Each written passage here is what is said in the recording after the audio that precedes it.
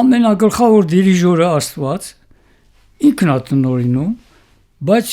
ինձ թվում է երաժշտությունը եւ սերը, եթե սիրում ես մի բան եւ նպատակը, դա քեզ տանում է, որպես տանող հրթիռ, չէ, կա բազմաստիճան հրթիռ, չէ, որ տանող հրթիռը տանում է, մոխրանում է, կայծը տալիս է մյուսին, այսպես գնում եւ վերջում հաղթահարում է երկրագնդի ձգողությունը եւ եզերքում մտնում է ազատ ուղեցերի մեջ, դառնում է մոլորակ, այսպես ասենք, էլի ինքնուրույն ազատ ճախրանքի մեջ։ Երկրագնդի ձգողությունը, ես կասեի, հողեղենը,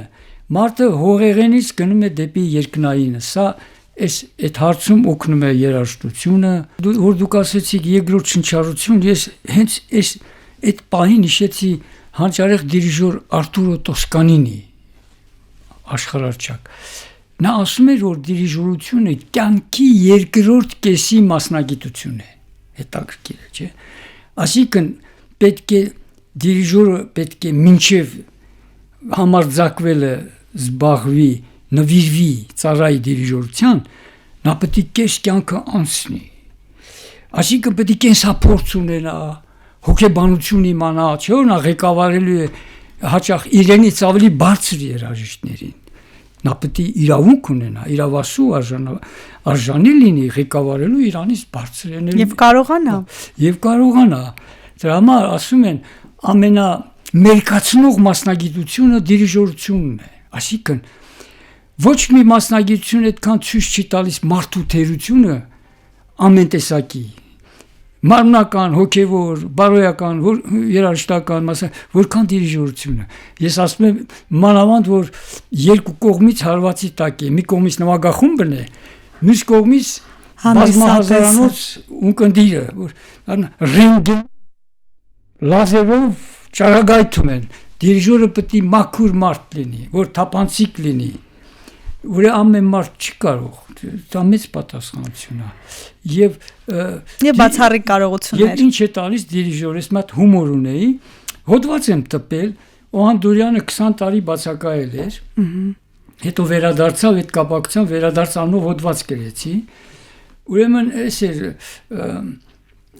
ավստրիացի բժիշկ Ռևերսը, կարծեմ, պնդել է եկել եզրակացության, որ ամենաերկարակյացները դիրիժորներն են։ Ես փակագծում գրեցի, բայց դա Ավստրիայում, որտեղ Հայաստանում դա հերկվել է։ Ու ես ցավոք չեմ ուզում ասեմ, թվարկում եմ,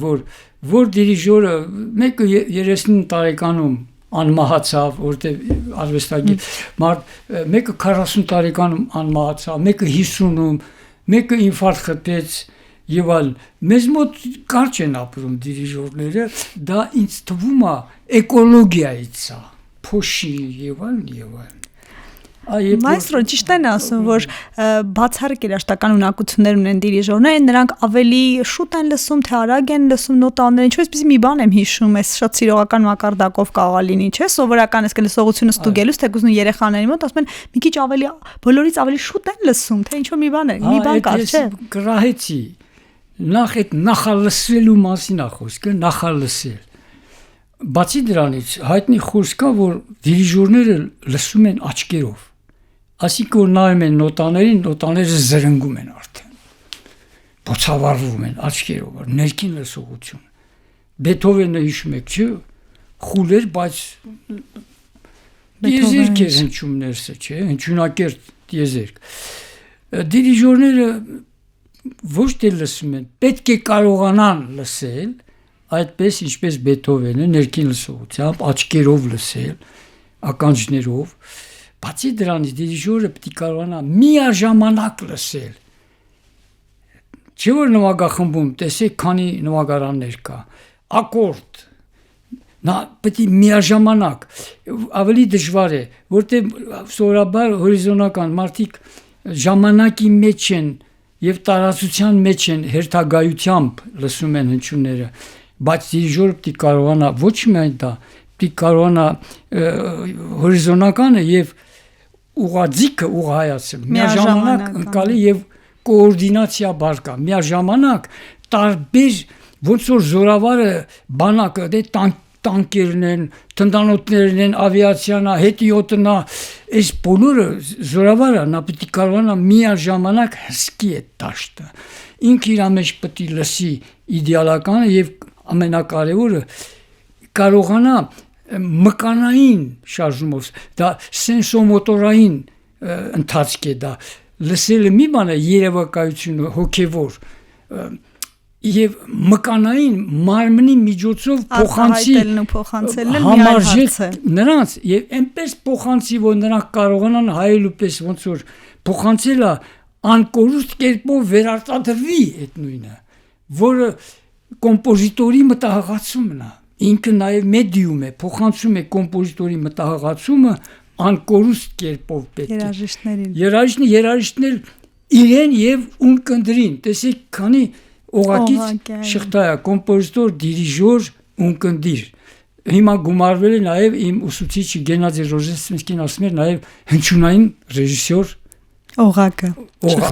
ես էլ Ռոժեստվենսկին եմ լրացնում իր գրքում հրաշալի է ընդհանրապես երկարակյաց դուք ձեզ համարում եք ու եթե համարում եք ինչի շնորհիվ պոզիտիվ մտածելակերպի այս լավատեսական մոտեցման հումորների որ անսպառեն երաժշտության գիտեք գուցե չեք համարում երկարակյաց չգիտեմ դա սու կամքն է ինքը ընտրելա որ հանձնարար ինչ եք կարծում ինչի կարիք ունի այսօր մեր երկրում վաստակ ունեցող կենսաթոշակառուն ասենք տարիքով մարդն ասենք ամենաշատը ինչի կարիք ունի մարդը աշխատելու հարատևելու քանի որ մի հաճարեղ միտք կա լատիներեն ars longa vita brevis est արվեստը երկար է միշտ կյանքը կարճ այսինքն մենք միշտ մինուսով ենք ապրում մենք շատ բան ենք ուզում ասենք բայց արվեստը երկար է քան մեր կյանքը միշտ մնում է ոնց որ Շուբերտը ունի անավարտ սիմֆոնիա մեր կյանքն է մեր միշտ անավարտ է մնում եւ համեմատ արվեստի հավերժության մարդը ինչքան հնարավոր է մոտենա հորիզոնին Ժան Տերմերգերյանը ինձ դասերին ասում էր որ արվեստը իդեալը կատարելությունը նման է հորիզոնին ինչքան մոտենում ես այնքան հեռանում է հորիզոնը ինչքան մոտենում ես այնքան հեռանում է այսինքն պետք է կյանքը շարժում է ընթացք դեպի կատարելություն հավերժություն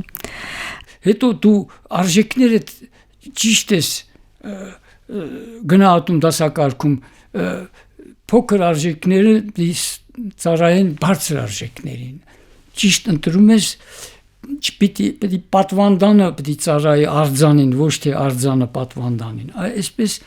մեկ հիմա ունենք չէ՞ այդ խնդիրները որ ավելի ցածր արժեք է ավելի սնունդի ավելի այս տեսակի բաների վրա մարդիկ կենտրոնացած չէ բայց սնունդն էլ դեր է խաղում ես 50 տարի բուսակեր եմ